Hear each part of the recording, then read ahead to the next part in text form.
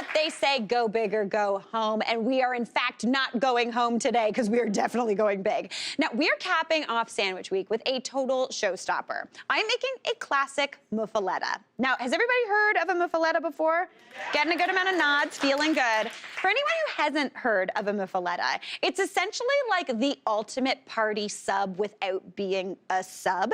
It's made in a nice kind of round loaf. It's the perfect sandwich for sharing. It's a total dream, and it's actually based in, or it's from New Orleans originally. So it was a sandwich that can easily be made ahead of time. It actually gets better as it sits. So it's really, really great to make kind of on a Sunday and then kind of eat it throughout the week. It's absolutely delicious, totally wonderful. So we've got our bread here, which I'm actually gonna set aside because the first thing I wanna get started on with this delicious sandwich is kind of like this pickly sort of condiment that goes on the inside. So the first thing I need to do is work on the vinaigrette. So the vinaigrette for this pickly condiment, super simple to make. The first thing I need is about a 1/4 cup of red wine vinegar. If you wanted to, you could use white wine vinegar, but red wine vinegar is kind of classic to me.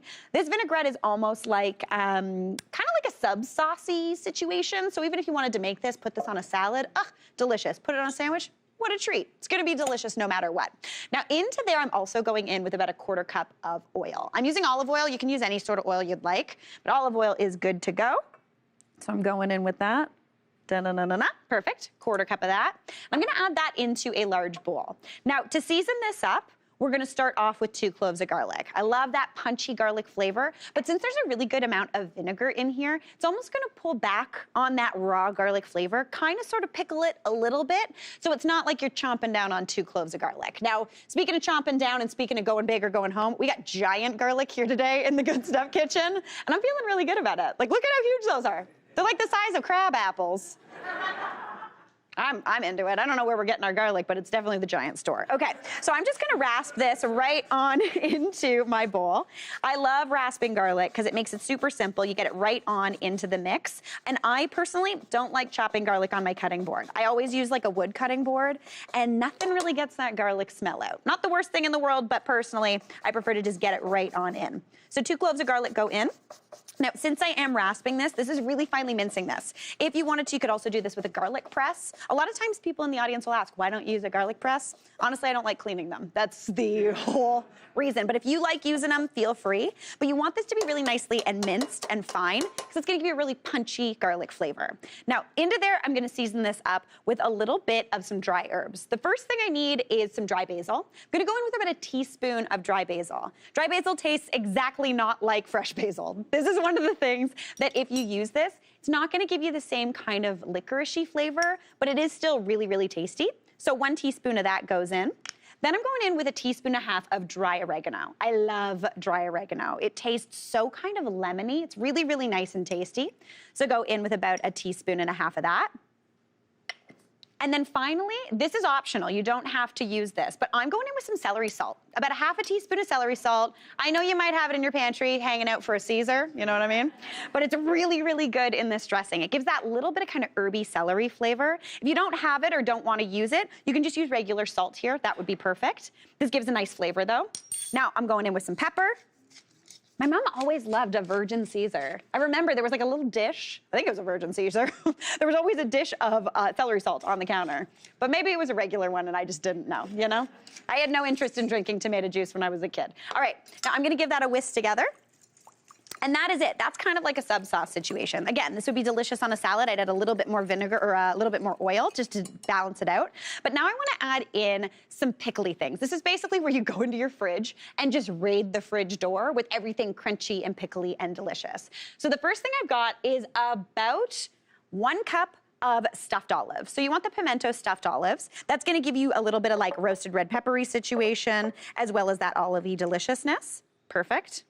And this is the chaos agent of this recipe. I'm gonna dump them all onto a board and then chop it up. So normally I would put this in a bowl, but we need to chop everything nice and finely. Now onto there, I'm going on with 1/2 cup of Kalamata olives. These are already pitted. I couldn't be bothered to pit them. Kalamata olives give like almost a little bit more of a bittery taste, really, really tasty. Now onto there, I'm going on with some giardiniera. And giardiniera is that mixed Italian pickle condiment that you sometimes see kind of in that pickle aisle. There's usually a little bit of cauliflower in there. There's some carrot. There's a little bit of pepper, some celery. It's really, really nice. It's often packed in a little bit of oil. You can also sometimes get it just in vinegar, but it's really, really tasty. So about half a cup of that goes on as well. And then if you can guess it, a half a cup of something a little bit spicy. If you wanted to, you could use banana peppers, but I absolutely love pepperoncinis. These little guys that you get at that salad from that restaurant where they give you unlimited salad and bread. Yes, exactly. We heard it in the audience. That's the one we're talking about. All right, so I'm gonna pop those down as well. I've just removed those stems. And then I've also got about a quarter cup of pickled what are these? Onions. Pickled cocktail onions, just the sweet ones, the ones you'd maybe put in a martini. They're really, really tasty. So I'm gonna add those down. Already this looks so chaotic and I love it so much. So at a quarter cup of those, they give a nice sweetness in.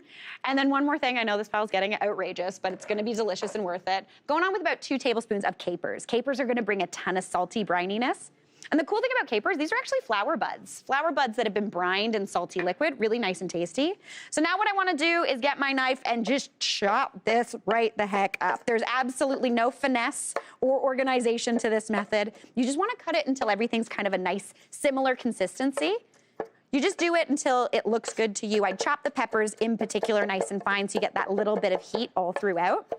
And this little condiment that I'm making is really good, obviously, on this muffuletta, but it's also really tasty if you just store it in your fridge. Pop it on your next cheese board, pop it on your next any type of sandwich you're making. It lasts in the fridge for a good long time, and it's gonna be absolutely delicious. Now, I would cut that up even finer if I were doing this at home, but I'm gonna pop this all into that beautiful dressing that I made, just to kind of let the flavors get to know each other. This is gonna be nice, it's gonna be salty, it's gonna be pickly, it's gonna be a little savory and umami-y, really, really tasty.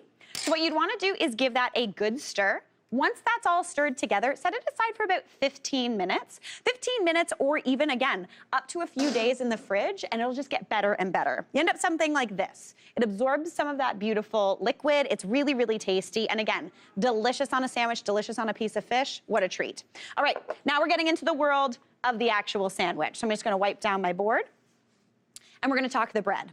Now, the bread for a traditional muffuletta is actually the thing that is called the muffuletta. Essentially, it's supposed to look kind of like a mushroom cap, like a squat little mushroom cap. I kind of think it looks like one of the hats that they'd wear in Cinderella time, like the gentleman walking around. But basically look for any sort of round loaf that's on the kind of squatter side. And what you wanna do is get your knife and just kind of cut in, not the straight way through the center. I like to do a little bit on the top half. And then what you wanna do with this is almost turn this into a bread bowl. A bread bowl to fill with all of the sandwich filling. So grab your hand and kind of just pull out all of this bread. Do not get rid of this bread. This is perfect for anything from breadcrumbs. You can make meatballs with it. You could do really whatever. You do wanna make a good amount of room though, because there's gonna be a lot of meats and stuff going in here. Now, speaking of the meats and things, this array, this charcuterie board of meat that looks like it could feed, I'm gonna say, 82 people. All of that is going into this sandwich. That is 200 grams of ham, 200 grams of Genoa salami, 200 grams of Swiss cheese, 200 grams of provolone cheese, and 200 grams of mortadella. It's a lot, but this sandwich feeds a crowd. It's totally delish. So what I'm gonna do is I'm gonna get about 2/3 of that delicious pickle. I'm using a slotted spoon just to get some of that liquid out of there. Pop that in the bottom, and then all you wanna do is layer, hilariously, all of this meat and cheese into this sandwich. So I'm gonna start with that ham. I've got that nice and shaved fine. That's gonna allow a lot of deliciousness to get through. Already it looks overly full, but don't worry, we're gonna be fine. Then I'm going on with this delicious salami. Pop that right on top, really shove it in there. This is honestly the most fun sandwich to make because you feel like you're losing it a little bit. Pop that in. Then I'm gonna go on with all of this delicious Swiss cheese. You want a layer of Swiss cheese. I feel like this is a chaos sandwich and I'm thrilled. Honestly, sandwich week, what a delight it's been. And we're finishing it off with the king of all sandwiches. Now I'm going on with the provolone cheese. This is the trickiest part. It's getting the cheese in there. Then we've got that mortadella. Our wonderful crew member, Corey, is really enjoying this right now. He's chuckling up. All right. And then on top of there, this is the only hard part of this sandwich, is you want to attempt to drizzle on all of this delicious pickle. Now, I feel like everyone's like, how many people does this feed? Honestly, you could probably feed, I'm gonna say 16 people with this amount of food. Pop that lid on. If you wanted to right now, you could cut this and serve it. But the best way to do it, the best way to have a muffuletta is to actually weigh it down and put it in the fridge for a while. That's why it's such a good sandwich for a picnic or a party. Wrap it up in some plastic wrap. I like to transfer it onto a sheet pan, pop another sheet pan on top, and then weigh it down with something heavy, like a can of tomatoes or something like that in your fridge. We just so happen to have one already done, nice and weighed down. You'll see, oh goodness, this is gonna be tricky to get out. You're gonna, oh boy. Pan almost down. We got it. Nice. This weighs 1,000 pounds, and I'm very excited about it. This is what the sandwich eventually looks like. It is nice and compressed, looking absolutely beautiful, still weighing an absolute ton. I'm gonna unwrap this baby. Ugh. This is the fun part. Feels like Christmas, but you know what you're getting. And then the answer is meat. All right. Just get that nice and unwrapped, looking beautiful. It holds together so, so nicely. If you want to, you can add on a little accoutrement, like a couple of nice little olive eyes, because it kind of looks like a face. Or you just cut right into this baby. Bring it to your picnic, bring it to your party, whole like that, cut it open, and you have got the sandwich of all sandwiches. Now, I have got a few of our amazing staffers who are gonna join me to take a bite of this baby. We've got Simon, Joe, and Cameron. Come on out. Hey guys, are you ready to attempt to eat the world's largest sandwich? It's a lot. It's a lot. Did you know you were signing up for this? I'm ready for this. Cameron, are you excited? Right. I'm excited. Yeah, okay. Okay, in 3, 2, 1, go for it. Oh. Feeling it? I feel like no one's gonna be able to talk for about 20 minutes. But Joe, I know you didn't have a favorite sandwich at the beginning of the week. This is my favorite sandwich. Nicely done, everybody. That is a wrap on Sandwich Week. You see what I did there? We gotta. Hey, Mary here. What did you think? Drop your comments below, and don't forget to like and subscribe for more of the good stuff.